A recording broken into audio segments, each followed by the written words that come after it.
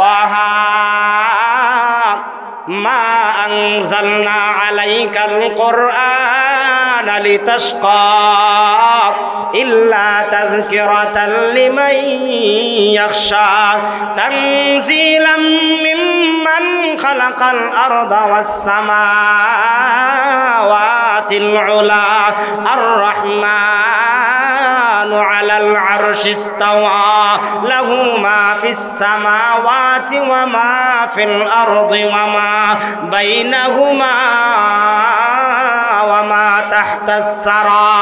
এরকম ভাবে হযরত ওমর তেলাওয়াত করেন। তেলাওয়াত করতে করতে এমন একটা আয়াতের মধ্যে পৌঁছে গেলেন, ইন্নানি আনাল্লাহ, নিশ্চয়ই আমার আল্লাহ, লা ইলাহা ইল্লা আনা ফাবুদনি, আল্লাহ ছাড়া কোনো মাবুদ নাই, একমাত্র ইবাদত চলবে আল্লাহর। হযরত ওই আয়াতের মধ্যে আয়েশা বারবার তেলাওয়াত করেন, আল্লাহ ছাড়া কোনো মাবুদ নাই।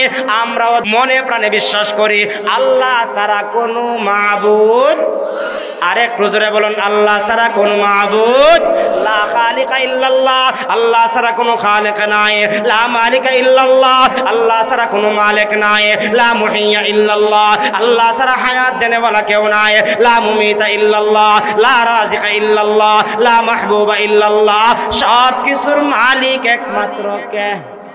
আরেকটু জোরে আওয়াজ দিয়া বলুন কে? হযরত উমর এবার ওই আয়াতের মধ্যে আয়েশা বারবার তেলাওয়াত করে, বারবার তেলাওয়াত করে, আর দুইটা চোখের পানি ছেড়ে দিয়া বলে, ও বোন, অন্যায় করে ফেলেছি তুই বোনের কাছে, আমি তোর দুই গালের মধ্যে তাপ্পর দিয়েছি, ও বোন আর অন্যায় করতে চাই না, এই মুহূর্তে আমাকে নিয়ে চলো মুহাম্মদের দরবারে। যেই নাঙ্গা তলোয়ার দিয়া মুহাম্মদের মাথা আনার জন্য যাইতেছিলাম, ওই মাথাটা আমি মুহাম্মদের দরবারে কুরবান দিতে চাই। এবার সবাই সংক্ষিপ্ত কথা চললেন নবীজির দরবারে। নবীজির কাছে নিয়ে যাওয়ার পরে হযরতে উমর নিজের চোখের পানি ছেড়ে দিয়ে অন্যায় অপরাধের কথা বইলা নবী মুহাম্মদের কাছে কালেমা পড়ে তিনিও মুসলমান হয়ে গেলেন। একটা জবানও বন্ধ রাখবেন না। কোরআনের সংস্রবে আসার দ্বারা জিরো থেকে হিরো হযরতে উমরকে বানায়া দিলেন কে? জোরে আওয়াজ দিয়া বলুন কে? আজকে যদি উত্তরাম গান্ধীর মাদ্রাসার সংস্রবে আইসা মাদ্রাসার সঙ্গে মহব্বত রাইকা কোরআন তেলাওয়াত করতে পারো না যুবক, ও বৃদ্ধ বাবা তুমিও তেলাওয়াত করতে পারো না, কোরআনের সংস্রবে আইসা তেলাওয়াত যদি শ্রবণ করো, তেলাওয়াতকারীকে যদি মহব্বত করো, ওই তেলাওয়াতের বদৌলতে তোমারও সম্মান বাড়াইয়া দিতে পারেন কে? আমরা সবাই নাম শুনেছি, যেই উমরের কথা শুনলে শয়তানে পর্যন্ত আস্তে দেখি হই ডরায় না নি। ইটা না খালি হুজুর কাছে বসা, আরো ওই আশপাশে হুজুর হল আসেন, দেখবেন হুজুর কিছু কিছু ইমাম সাহেবের দ্বারা গেলে পরে, হুজুর আমি তো রাত্রে স্বপ্ন দেখি, কইনি না কই না, আমরা স্বপ্ন দেখি হুজুরের কাছে কই না নি, হুজুর স্বপ্ন দেখি রাত্রে দেখি এই মিষ্টি খাইতেছি, ফুলাও খাইতেছি, বিরিয়ানি খাইতেছি, হুজুর স্বপ্ন থেকে কেমনে বাঁচতাম। কিছু কিছু হুজুরে দেখছি, আমরাও শুনছি, বলে উমরের নামটা বুকো লেখা ঘুমাইও, রাত্রে স্বপ্নে তোমার আজে বাজে দেখাইতো। তার মানে বোঝা যায় কি, তার শয়তানি যত স্বপ্ন আছে উমরের নামের বরকতে শয়তান পর্যন্ত পলায়ন করে, পলায়ন করে। হযরতে উমরও কোরআনুল কারীমের তেলাওয়াতের সংস্রবে আল্লাহ তিনাকে হেদায়েতের মালা পরাইয়া দিয়া ইসলামের দ্বিতীয় খলিফা বানায়া আল্লাহ সৃষ্টির শ্রেষ্ঠ ব্যক্তিকে আল্লাহ হযরতে উমরকে এত উচ্চ আসনে বসাইছেন একমাত্র কোরআনের সংস্রবে আসার কারণে। জোরে আওয়াজ দিয়া বলুন আল্লাহু আকবার। হযরতে উমরের 3টা ডোজ দেওয়া হয়েছিল, এর মধ্যে 2টা ডোজ হয়েছিল কোরআনের, একটা ছিল আল্লাহ, আমার নবী দোয়া করছিলেন, আল্লাহ আবু জেহেল ইবনে হিশাম অথবা উমর ইবনে খাত্তাব দুইজন থেকে যে কোনো একজনকে ইসলামের ছায়াতলে এনে ইসলামটাকে শক্তিশালী করে দেন, ইসলামটাকে মজবুত করে দেন। সাথে সাথে দোয়া কবুল করছেন কে? উমরের দিকে আল্লাহ দোয়া কবুল করে নিছেন। 2 নম্বরের ধাক্কাটা ছিল কোরআনের ধাক্কা। প্রথম দোয়া, এরপরে কোরআনুল কারীমের ধাক্কাটা কেমন ছিল? কোরআনুল কারীমের তেলাওয়াত আমার নবী কানায় কাবার চত্বরে তেলাওয়াত করতেছেন। কি করতেছেন? তেলাওয়াত করতেছেন। উমর রাস্তা দিয়ে যায়, মসজিদের মধ্যে নামাজ চলে, মসজিদের আশপাশে যুবক হেডফোন লাগাইয়া যায়, আসেনি এমন নাই মনে হয় উত্তরাম হান্দি কিতা কইন আসেনি। আর যদি ইমাম সাহেব কয় আইও বা নামাজটা পড়তাই নি, হুজুর আমার ফ্রেন্ড বালা হয়নি, হ্যাঁ, উমরও আল্লাহর নবীর নামাজের মধ্যে তেলাওয়াত করতেছেন, উমর কানায় কাবার চত্বরের ফাঁস দিয়া যাইতেছে। আর নবীজির তেলাওয়াতের মধ্যে আলাদা একটা আকর্ষণ আছে, মহব্বত আছে। এই দিলওয়ালা তেলাওয়াত যখন উমর শুনছে, উমর শুননা মনে মনে মনে মনে কেউর কাছে প্রকাশ করছে না, মনে মনে কইতাছে মনে হয় মুহাম্মদ কবি হয়ে গেছে। কি হয়ে গেছে? কবি হয়ে গেছে। কারণ কবিতারও তো একটা মিল আছে। আপনারা যারা স্কুলে পড়ছেন, মাদ্রাসাত পড়ছেন, দেখছেন না কবিতার মধ্যে একটা মিল আছে। তো উমরে মনে মনে কইছে, কি কইছে? মনে হয় মুহাম্মদ কি হয়ে গেছে? কবি হয়ে গেছে। ওমা হুয়া বিকাউলি শাইর কালিলাম মা তুমিনুন। এই কথা শোনার পরে নবীজির জবান থেকে যখন এটা চলে আসলো, এটা কোনো কবির কথা না, অল্প সংখ্যক লোকই সেই কথাটাকে বিশ্বাস করে। এবার সে মনে মনে কয়, আমি যেটা মনে মনে কইলাম, উমরে কয় আমি যেটা মনে মনে কইলাম এটা দিকে দেখা যায় মুহাম্মদে বলে ফেলল। তার মানে মুহাম্মদ বড় একজন গণক। গণক বুঝছেন নি?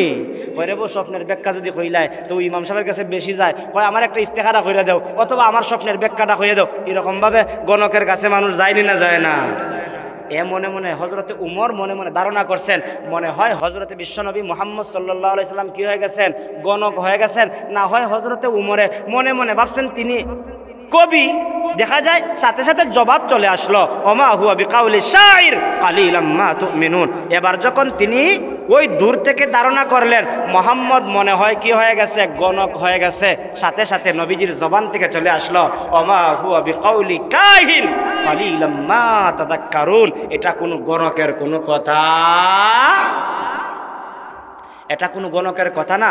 এবার উমর দূর থেকে বলতেছে, আমি ভাবলাম কবি। দেখা যায় কবির আওয়াজটা, জবাবটা চলে আসলো। এবার আমি মনে মনে ভাবলাম মনে হয় তিনি কবি হয়ে গণক হয়ে গেছেন, সাথে সাথে জবাব চলে আসলো। এটা কোনো গণকের কোনো কথা নয়। তাহলে কি এটা? কি এটা জানা দরকার। মনের ভিতরে প্রশ্ন জাগছে, সাথে সাথে নবীজির জবান থেকে চলে আসলো, ওয়ালা বিকাউলি কাহিন কালিলাম মা তাযাক্কারুন তানজিলুম মির রাব্বিল আলামিন। এটা রব আল্লাহ তাআলার পক্ষ থেকে নাজিলকৃত কথা, নাজিলকৃত কোরআন। জোরে আওয়াজ দিয়া বলুন আল্লাহু আকবার।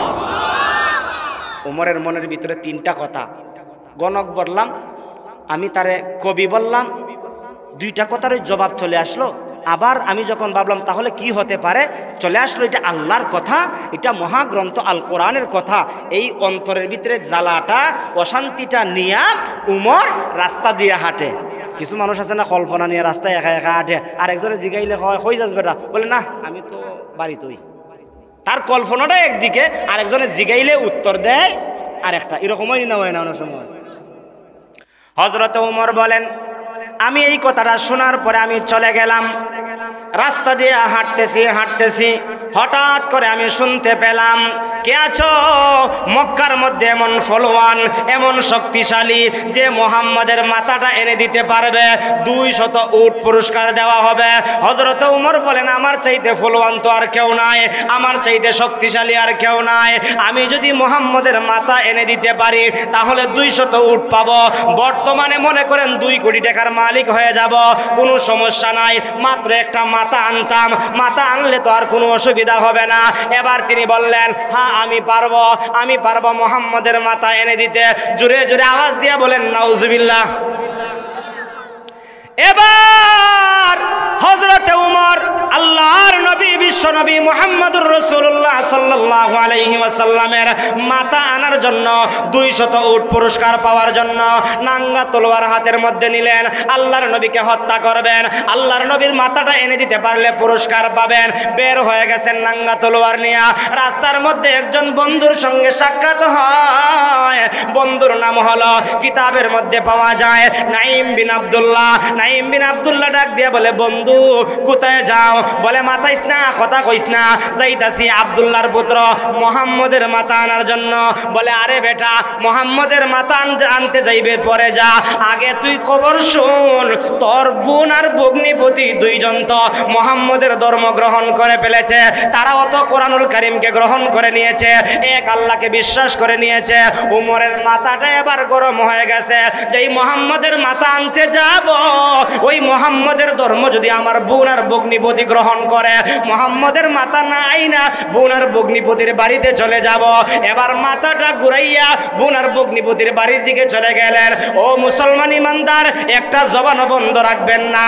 ফিরাইয়া দিয়েছেন কে? আরেকটু জোরে আওয়াজ দিয়া বলেন কে?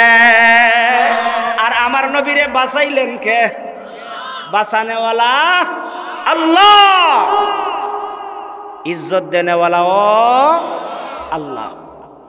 হযরত উমর সংক্ষিপ্ত কথা, চলে গেলেন বোন আর ভগ্নিপতির বাড়িতে। গিয়া বোনের দরওয়াজার মধ্যে আঘাত করলেন, বোন দরজা খোলা। বোন আর ভগ্নিপতি তখন সময় হযরতে খাব্বাব রাদিয়াল্লাহু তাআলা আনহুর কাছে কোরআনুল কারীমের সূরা তাহা তেলাওয়াত শিখতেছিলেন। এখন তো কমপ্লিট কোরআনুল কারীমের 30 পারা পাওয়া যায়, তখন সময় তো একসঙ্গে বান্ডিল ছিল না, এক একটা সূরা এক একটা সামরার মধ্যে লেখা ছিল, পাথরের মধ্যে লেখা ছিল। আল্লাহর নবী বিশ্ব নবী রাহমাতুল লিল আলামিনের সাহাবী হযরতে খাব্বাব রাদিয়াল্লাহু তাআলা আনহু, তিনি হযরতে ফাতেমা এবং ফাতেমার স্বামী দুইজনকে কোরআনুল কারীমের তেলাওয়াত শিক্ষা দিতেছিলেন। এমন সময় বোন ফাতেমার দরওয়াজার মধ্যে উমর আঘাত করলেন। বোনের আঘাতটা শুই নাই, বুঝতে পারছে আমার দরজার মধ্যে এত শক্ত করে আর কেউ আওয়াজ দিবে না, আমার ভাই সারা। এক এক ভাইয়ের এক একটা ডাক, এক এক ভাইয়ের এক একটা আওয়াজ, এক এক ভাইয়ের এক একটা মেজাজ আছে না নাই? ভাইয়ের মেজাজ বইনে বুঝেনি না বুঝে না? বুঝে।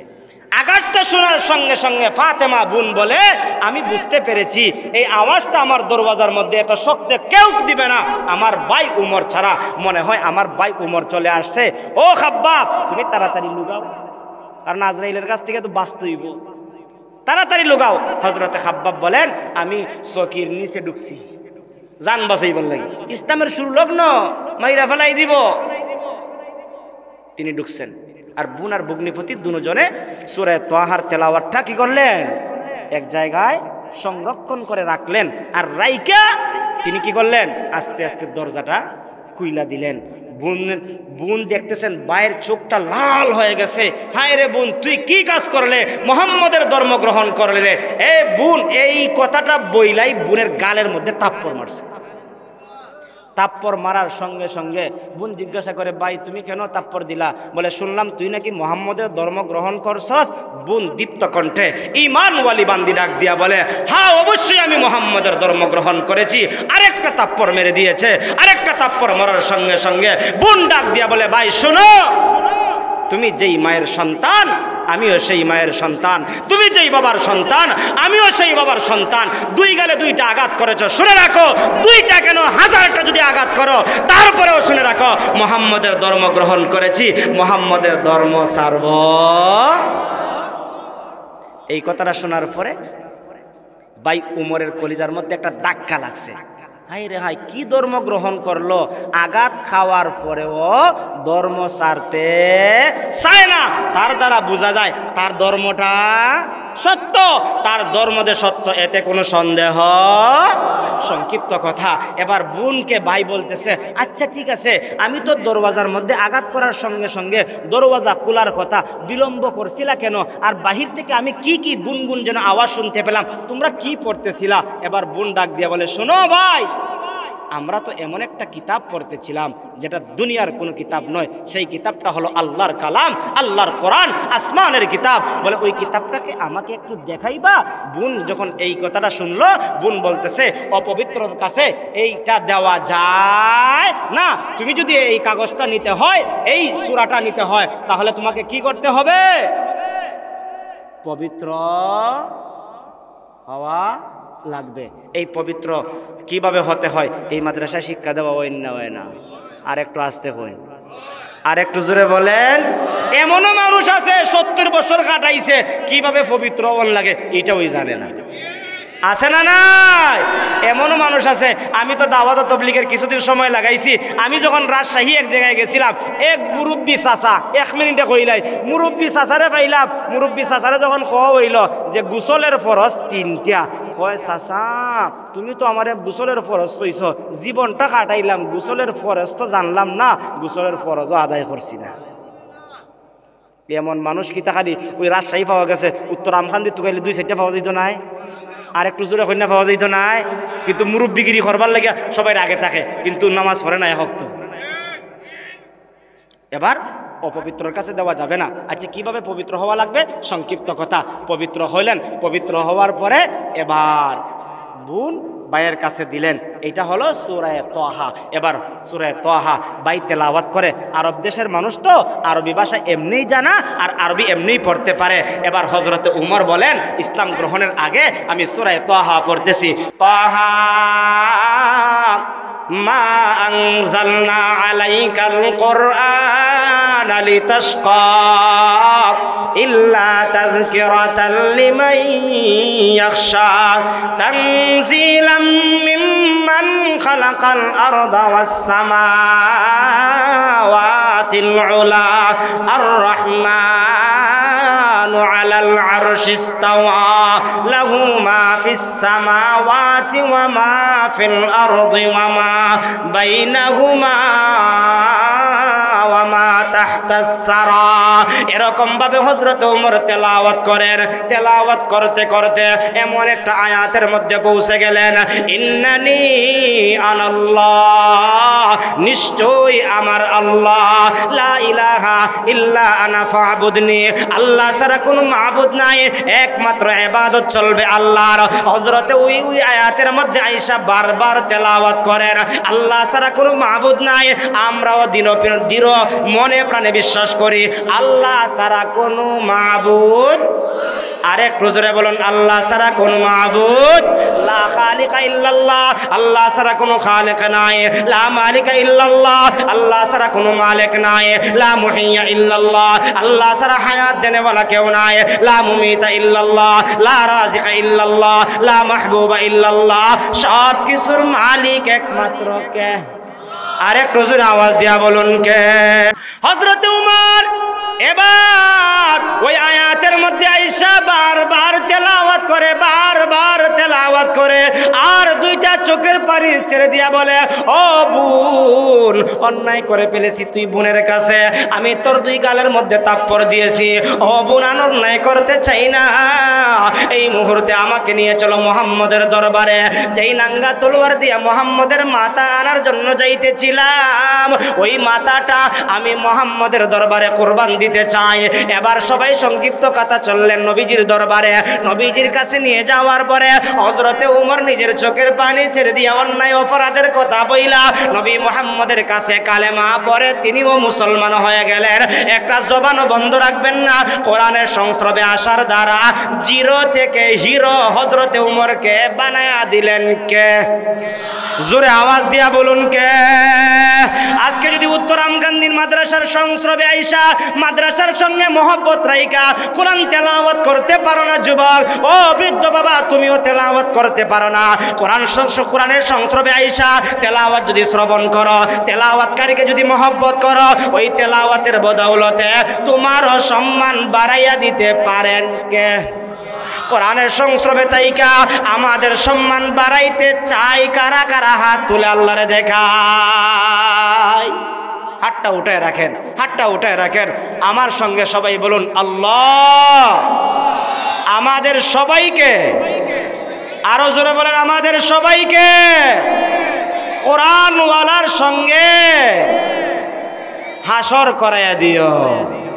সবাই জবান খুলে আওয়াজ দিয়া চিৎকার দিয়া বলুন আমিন। আল্লাহ আমাদের সবাইকে কবুল করো, আবার বলি আমিন।